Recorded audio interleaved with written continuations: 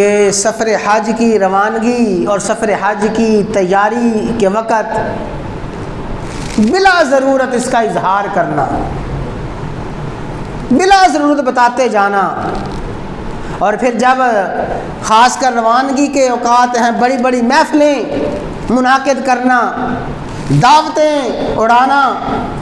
اور کئی جگہ تو باقاعدہ محفل موسیقی کا اہتمام، قوالی کا اہتمام، کیا ہے جناب حج پہ جا رہے ہیں۔ یہ ساری کی ساری باتیں ریاکاری، دکھلاوے، شہرت کی باتیں ہیں۔ بس سفر حج ہو،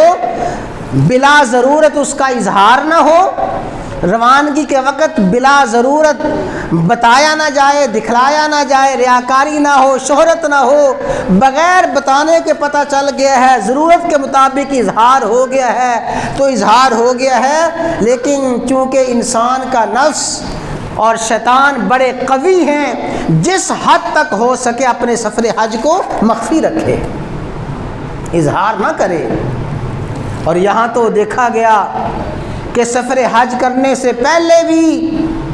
بڑا اظہار ہے، بڑے اعلانات ہیں، اور سفر حج کر کے واپس آ گئے ہیں، کئی سال ہو گئے ہیں حج کا سفر کیے ہوئے، ابھی بھی باتوں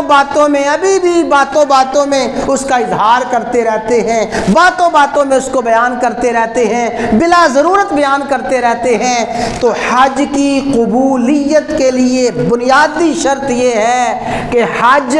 صرف اللہ کی رضا کے لیے ہو، حج محض اللہ کی خوشنودی کے لیے ہو، اس میں ذرہ برابر دکھلاوا نہ ہو، ریاکاری نہ ہو، شہرت نہ ہو۔ ایسا جو حج ہے، اس حج کے بارے میں فرمایا من حج للہ، جس نے اللہ کی رضا کے لیے حج کیا، وہ حج کرنے والا گناہوں سے یوں پاک صاف ہو جائے گا گویا آج ہی ماں کے پیٹ سے باہر آیا۔